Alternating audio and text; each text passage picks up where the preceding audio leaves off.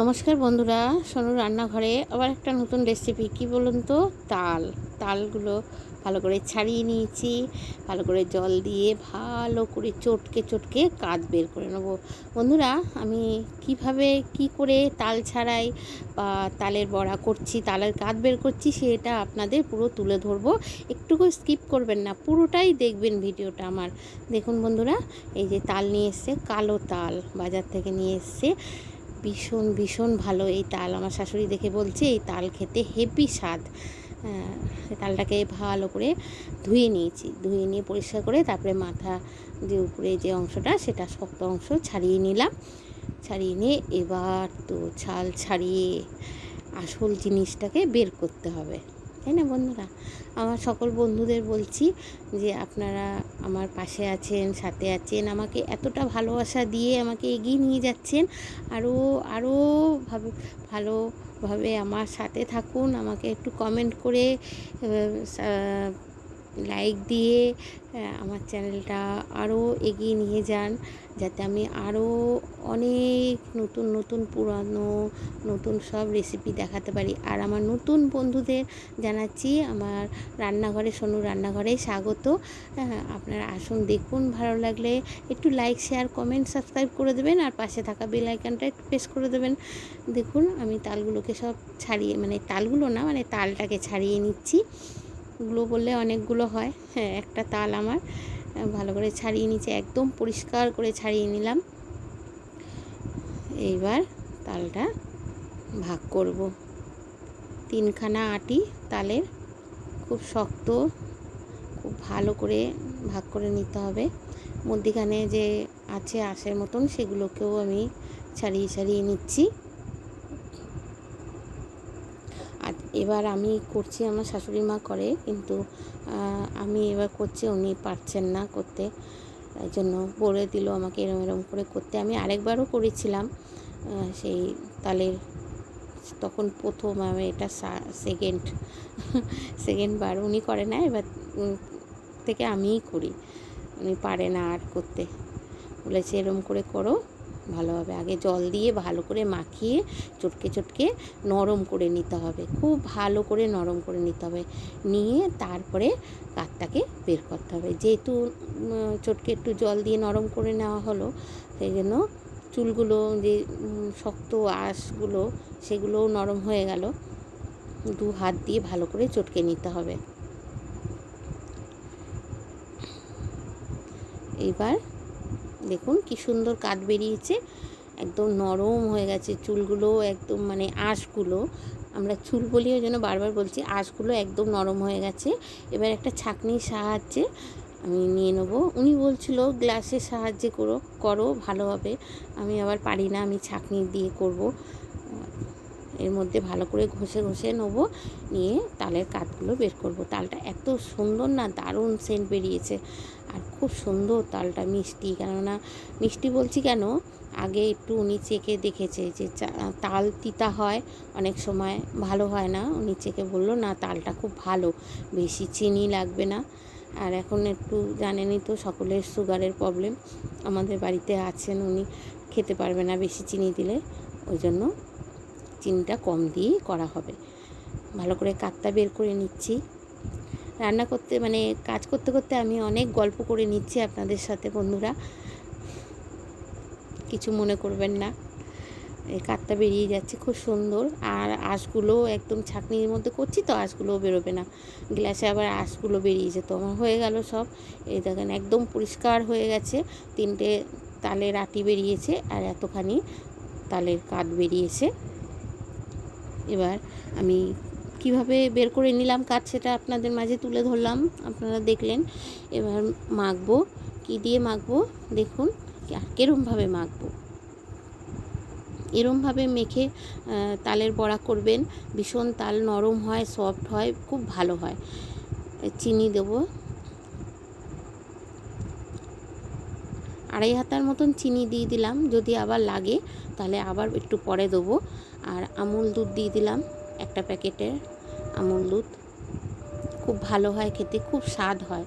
আপনারা এরমভাবে আমি যেরমভাবে মাখছি করছি সেরমভাবে একবার অন্তত তালের বড়া করে খেয়ে দেখবেন।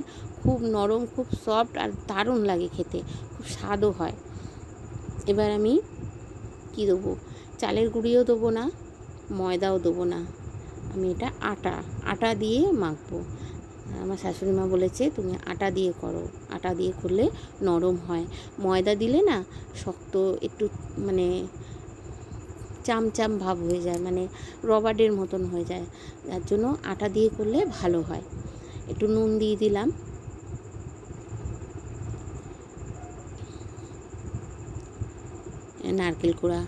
নারকেল কুড়িয়ে না আমি গুড় দিয়ে ফ্রিজে রেখে দিই স্টোর করে, তাহলে অনেক দিন ভালো থাকে। আর যখন প্রয়োজন হয় তখন ওই নারকেল আনো তবে করো তা না, ঘরে থাকলেই আমার করে ফেলা যায় রেসিপি, কোনো অসুবিধা হয় না। ওই জন্য আমি নারকেল কুড়িয়ে নিয়ে তার মধ্যে গুড় মাখিয়ে আমি রেখে দিই ফ্রিজে, ডিপ ফ্রিজে। আপনারা এরকম করে রাখবেন, দেখবেন খুব ভালো থাকে, অনেক দিন ভালো থাকে। মাখিয়ে নিচ্ছি আমি, এর মাঝে ছোটো ছোটো টিপস বলে দিচ্ছি বন্ধুরা, আপনারা একটু ফলো করে দেখবেন। আর করে যদি দেখেন যদি ঠিকঠাক হয় তাহলে আমাকে একটু কমেন্ট বক্সে জানাবেন। আমি মেখে নিচ্ছি, অল্প অল্প দিয়ে মেখে নেবো, আবারও একটু লাগলে আবারও পরে দেবো, ওরকমভাবে অল্প অল্প দিয়ে মাখছি। গোলাটা না খুব শক্ত বানাবো না। এবার সুজি দিলাম, প্যাকেটের সুজি খুব ভালো, কোনো কিছু পোকা হয় না বা কোনো কিছু থাকে না, পরিষ্কার, চেলে নিতেও লাগে না। প্যাকেটের সুজিটা আমি ব্যবহার করি। সুজিটা দিলে না মানে চালের গুঁড়োতে যেরকম শক্ত টাইপের হয়, সুজিটা অত শক্ত হয় না।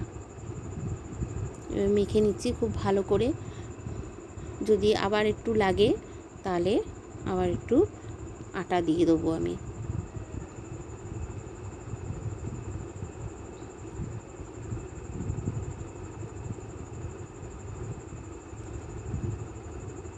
এরকমভাবেই নরম করে মাখতে হবে, শক্ত বানালে হবে না, খুব শক্ত করলে তাহলে বড়াটা শক্ত হবে, কারণ আমার শাশুড়ি মা খেতে পারবে না। যেহেতু আমার চিন্তা যে আমি একটু নরমই করব। আবার একটু দিয়ে দিলাম আটা, আবার একটু চিনিও দিয়ে দেবো, কেন যেহেতু আমি আটা দিলাম তার জন্য আবার একটু চিনি লাগবে। আর দেবো না চিনি, বেশি মিষ্টি হয়ে গেলে অসুবিধা আছে, খাওয়া যাবে না বেশি মিষ্টি, কেন উনিও তো একটু খাবেন, তার জন্য আমার সেই চিন্তা করে করতে হয়।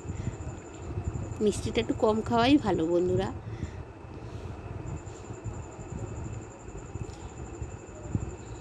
এবার ভালো করে মেখে নিয়ে কিছুক্ষণের জন্য আমি রেখে দেবো। মাখা হয়ে গেল, কিছুক্ষণের জন্য রেখে দিলাম। এবার এদিকে আমি কড়াইতে, আমার লোহার কড়াই এটা বন্ধুরা, আমার কড়াইতে তেল দিয়ে দিয়েছি, রিফাইন তেল দেওয়ার পর তারপরে ছোট ছোট বলের আকারে, বেশি খুব ছোট করব না, আবার খুব বড়ও করব না, দিয়ে দিচ্ছি তেলের মধ্যে।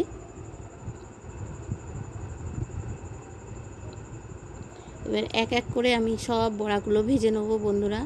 তালের বড়া খেতে হেবি ভালো লাগে, খুব খুব মজা লাগে। আর তাল দিয়ে নানান রকম রেসিপি হয়। ফার্স্ট আমি বড়া দেখাচ্ছি, কেন বড়াটা খেতে বেশি লোভনীয়, বড়াটা বেশি মজা খেতে লাগে, তার জন্য ফার্স্ট বড়াটাই আমার বেশি ভালো লাগে। এবার এক এক করে সব বড়াগুলোকে আমি দিয়ে দিলাম তেলের মধ্যে, দিয়ে এবার ছুরির সাহায্যে একটা একটা করে উল্টে পাল্টে নেব। আগেই চালনি দিয়ে আমি করবো না, কেননা ওগুলো লেগে রয়েছে একসাথে, তার জন্য আমি ছুরির সাহায্যে একটুখানি সরিয়ে সরিয়ে উল্টে পাল্টে নিচ্ছি।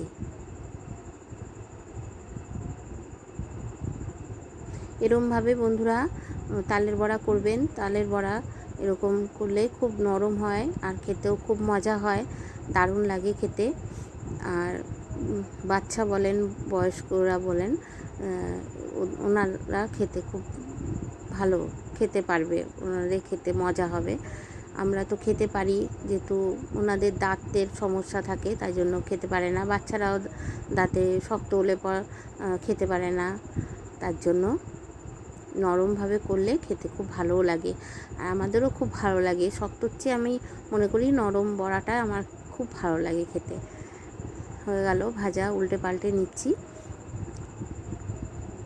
দেখতে কেমন হয়েছে তালের বড়া বন্ধুরা কমেন্টে একটু জানাবেন।